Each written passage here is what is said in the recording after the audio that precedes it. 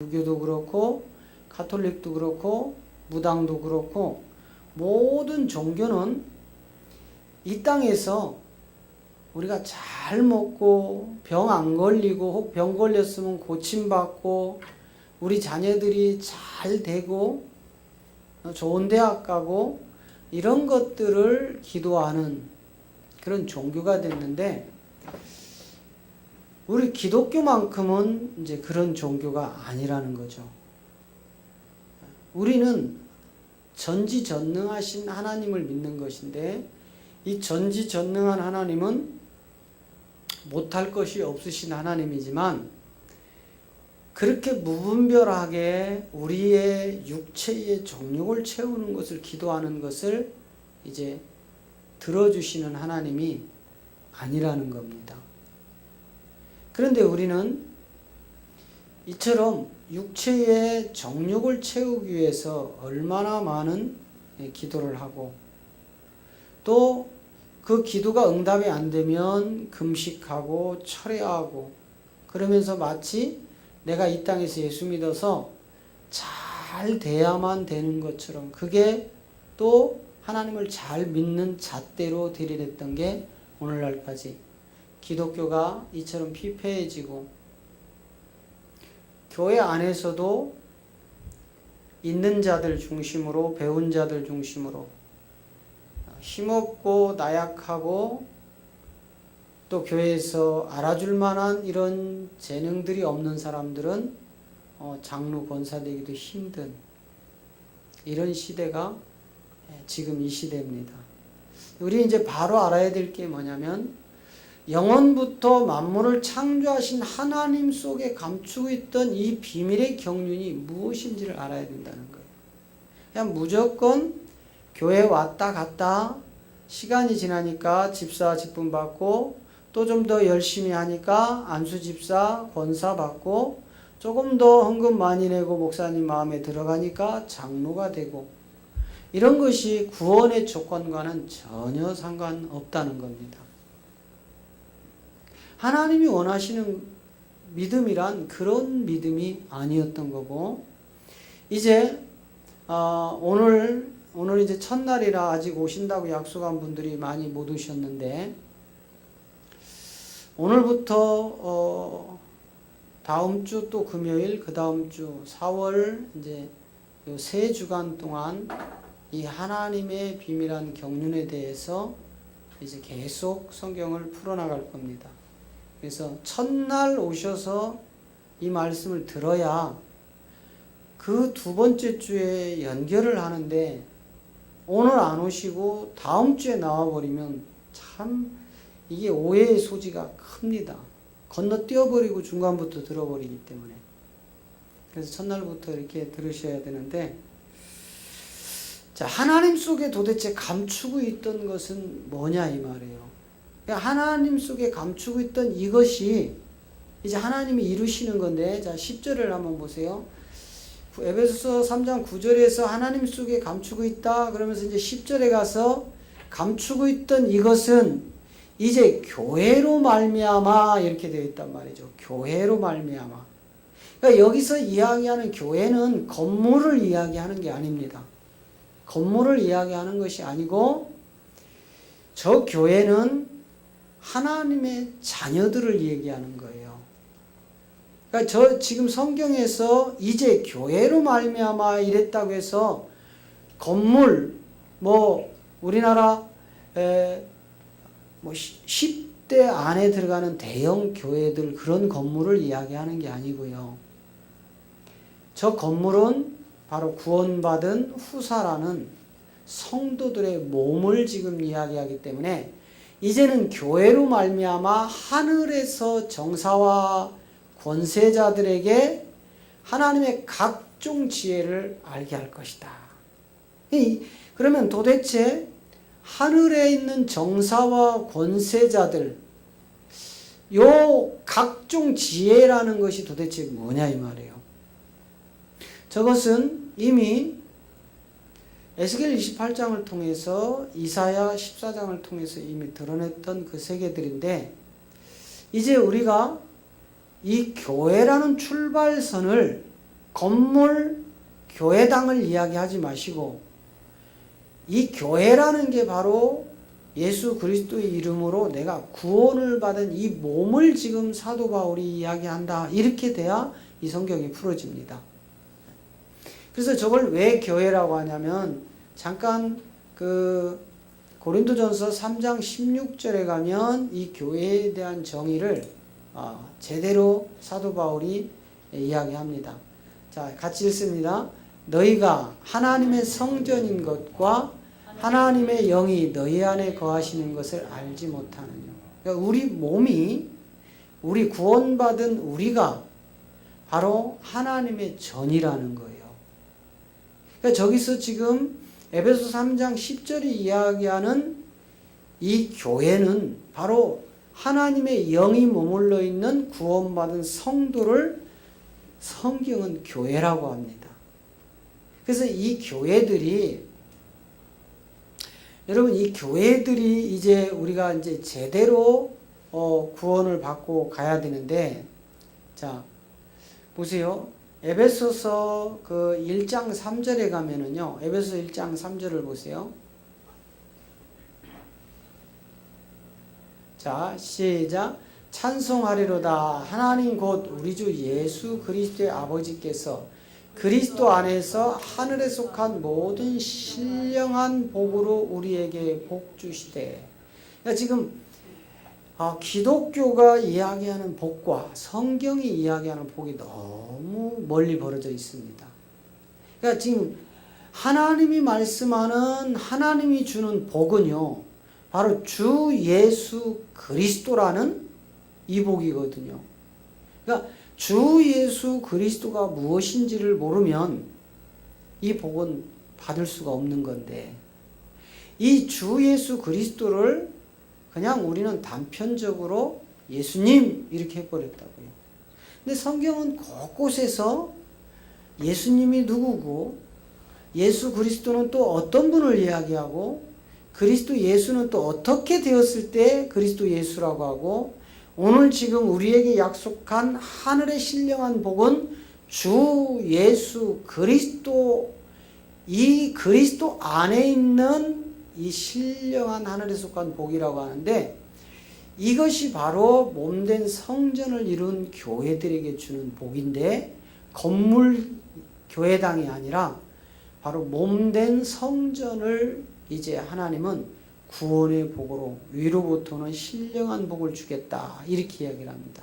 그래서 이제 우리 기독교가 추구하던 잘 먹고 잘 살고 잘 되고, 교회가 건물이 커지고 사람을 많이 모으고 교인들이 많아져서 부자들이 오고 또 국회의원, 장관, 명예와 권력, 박사 막 이런 분들이 몰려와서 건물이 확장되어지면 이걸 복받았다고 하는데, 성경은 그런 복을 이야기하지 않는다는 거죠.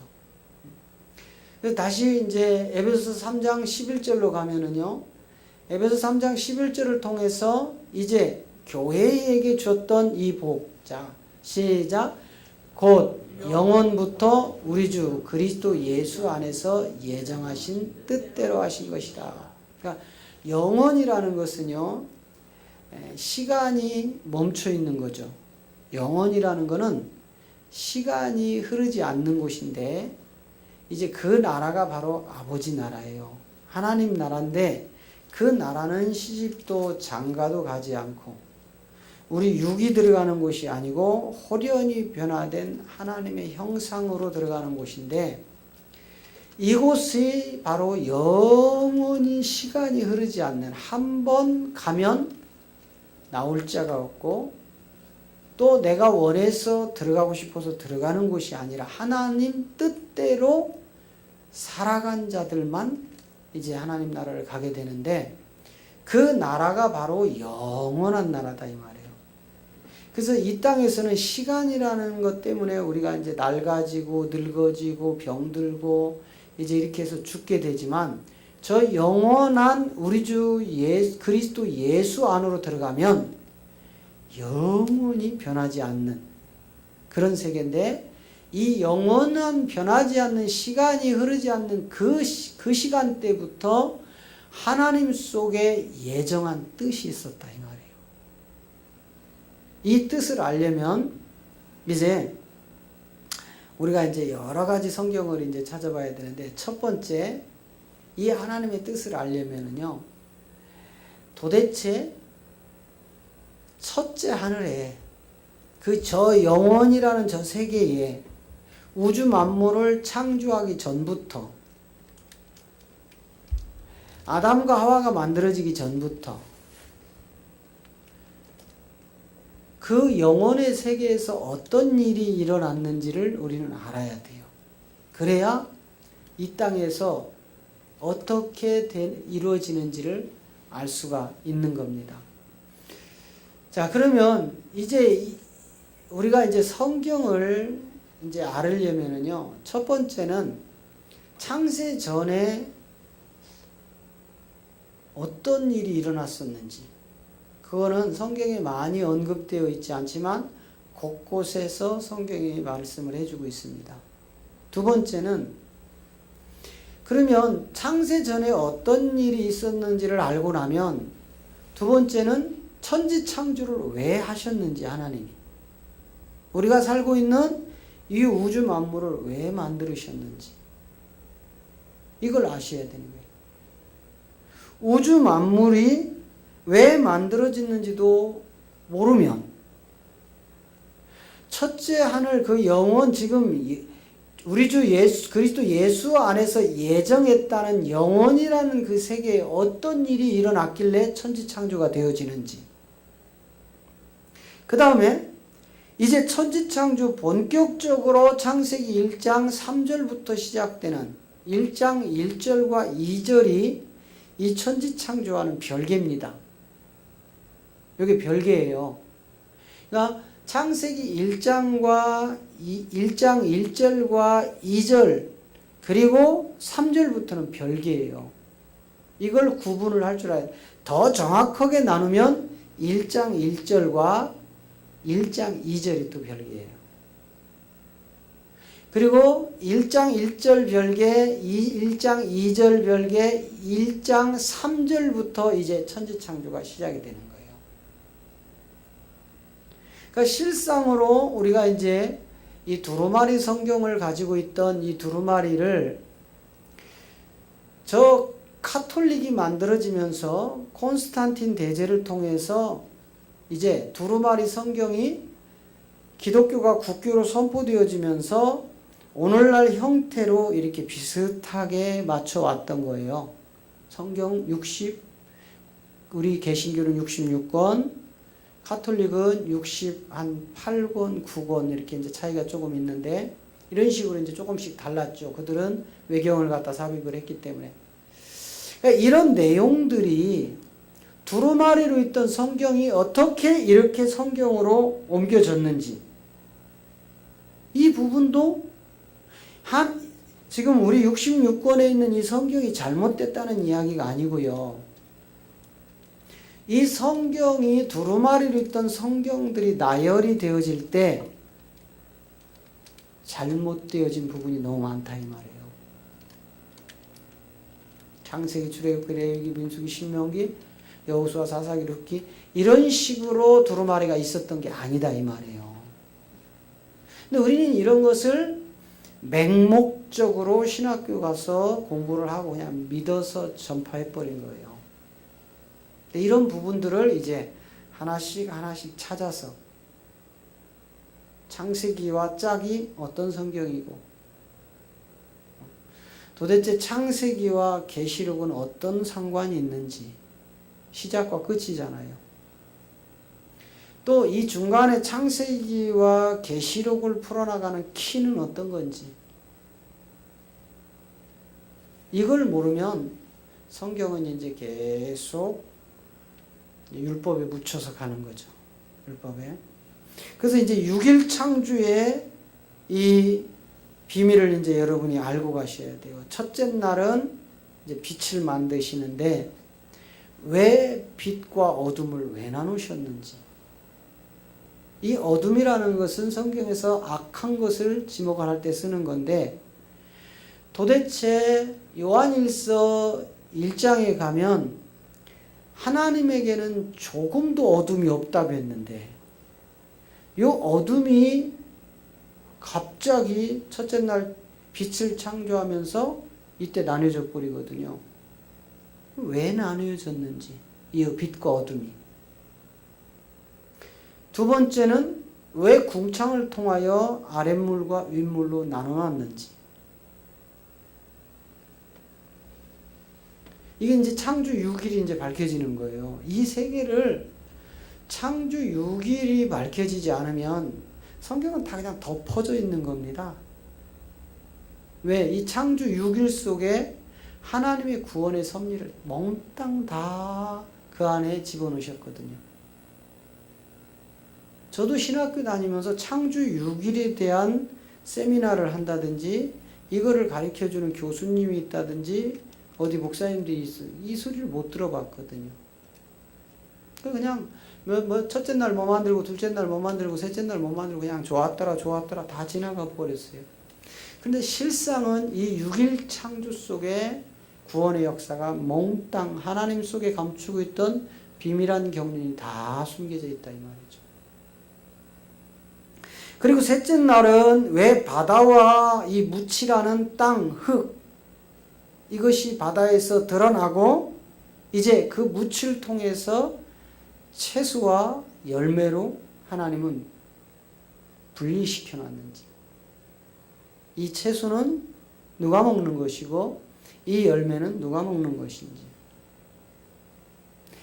또 넷째 날에 가면은 큰 광명, 작은 광명으로 만들어서 큰 광명으로 낯을 주관하게 하고 작은 광명으로 밤을 주관하게 했는지.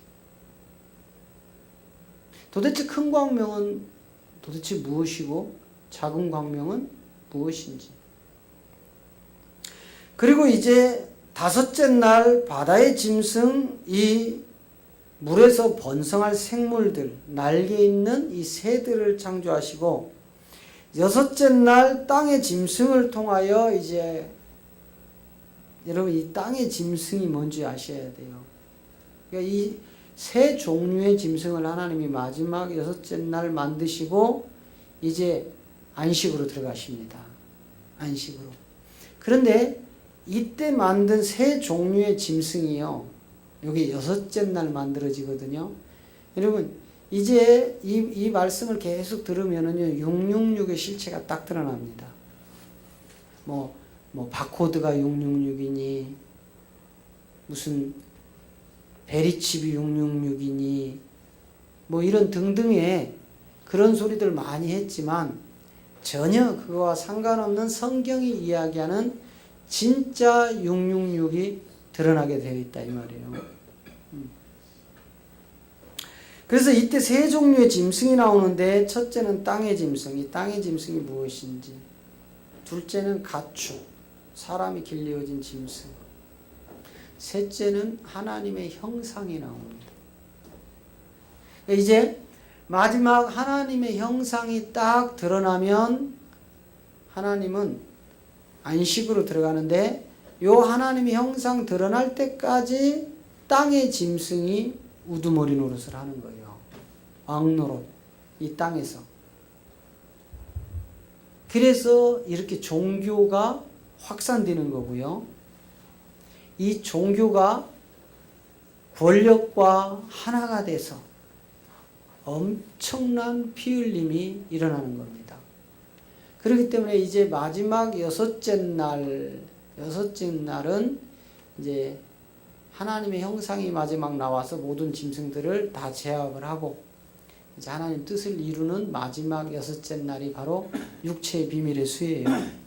그래서 우리는 이제 육체의 비밀을 잘 아셔야 돼요. 또 하나님이 우리에게 주신 율법을 잘 알아야 돼요. 그 율법이 무엇인지. 지금 율법도 어긋나 있고 육체의 비밀도 어긋나 있고 천지창조 6일에 대한 건 다 덮어져 있고 그런 상황에서 계시록을 풀으니까 계시록은 문자로 가고 하나님의 뜻과는 상관없이 이 엄청난 사건들이 일어나는 겁니다.